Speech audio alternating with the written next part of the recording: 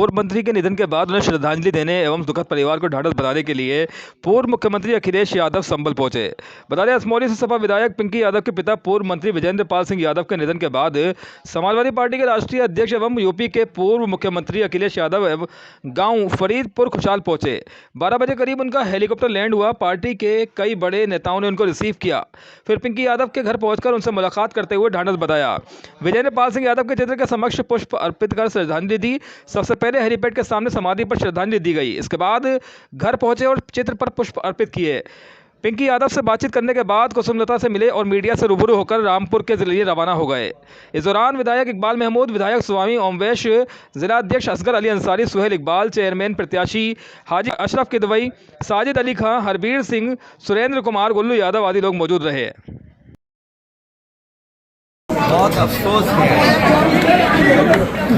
बहुत अफसोस पूर्व मंत्री यादव जी हमारे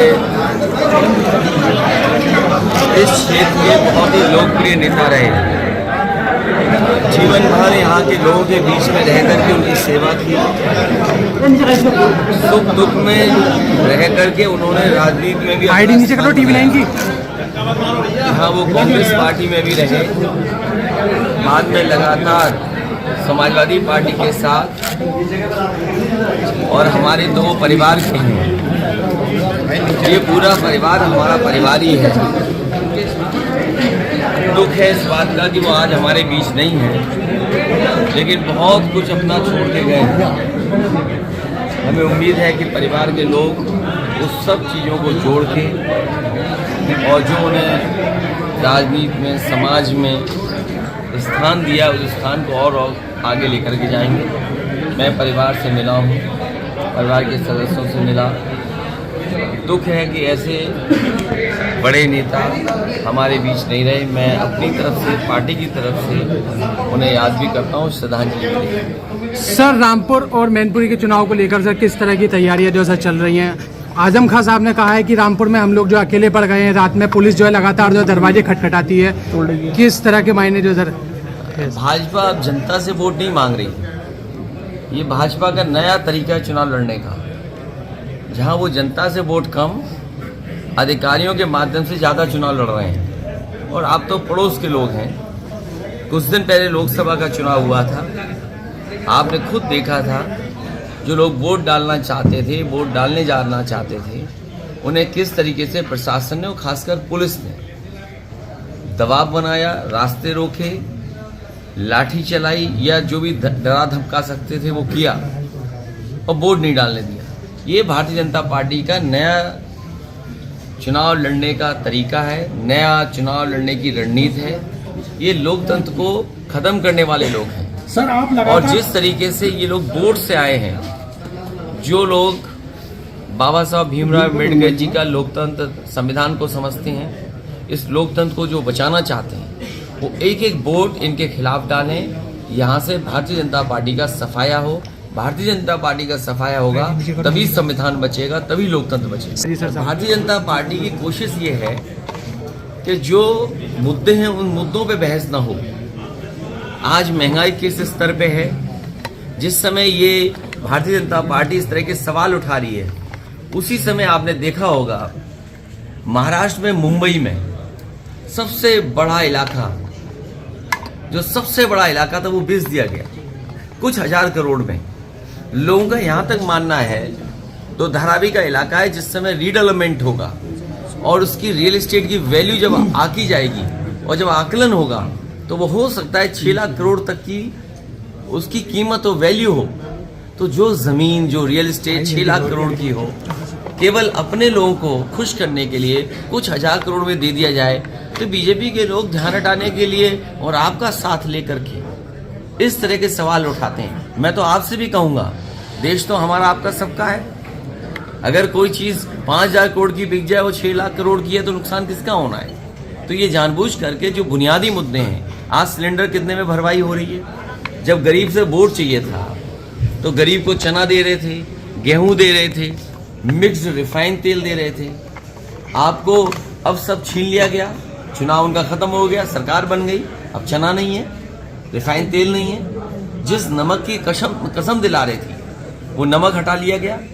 ये बीजेपी के लोग केवल वो काम करते हैं जिसमें कोई खर्चा ना हो, नफरत फैलाना, लोगों में झगड़ा लगाना। सर शिवपाल जी की पहले जो सर सुरक्षा कम की गई, उसके बाद सर रिवर फ्रंट घोटाले में सर भूमिका के लिए जांच, और आप सर बंगला छीनने के लिए सरकार की जो सर सुगबुगाहट हो रही है, सर किस तरह की जो सर पॉलिटिक्स? आप लोग भी उनकी चाल में मत फंसो पत्रकार साथियों।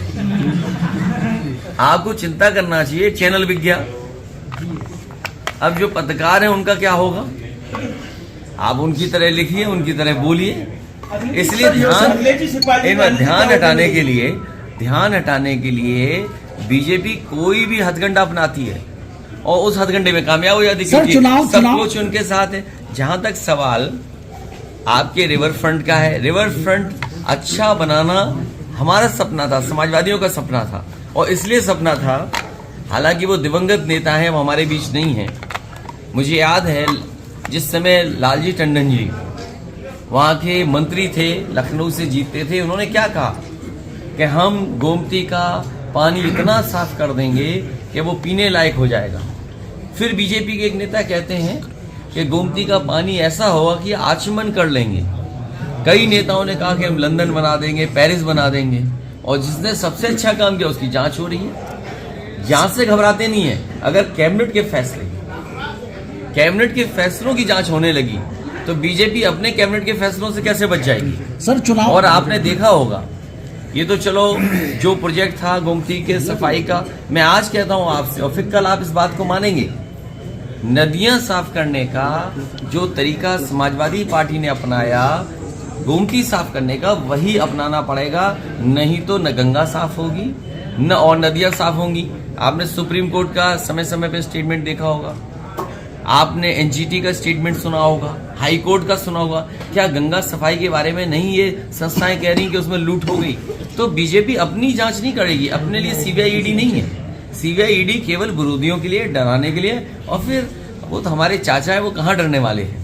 उनकी सिक्योरिटी वापस ले ली, सिक्योरिटी वापस ले ली, सीबीआई की जांच उनके लिए कराई जा रही है। ये सिक्योरिटी वापस लेना कोई नया नहीं है।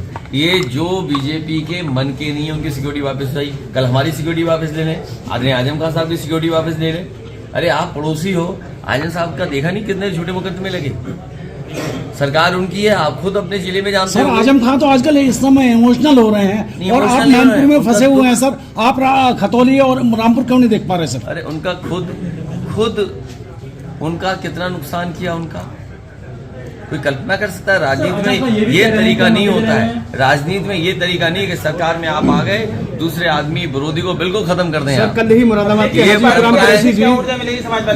ये परंपराएं पहले दक्षिण भारत में थी, लेकिन दक्षिण भारत में भी खत्म हो गई।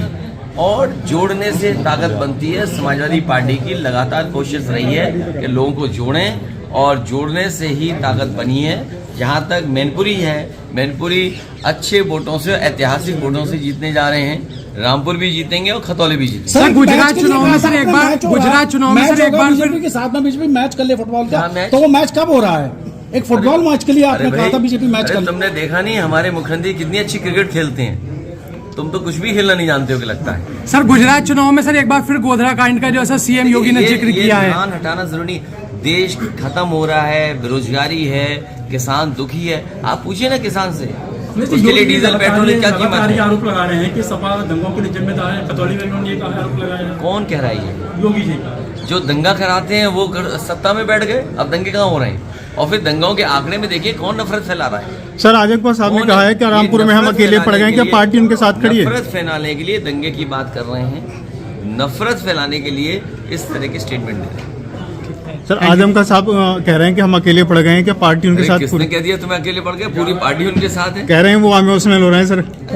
इमोशनल नहीं, ये उनके साथ जो हुआ पॉलिटिक्स में किसी नेता के साथ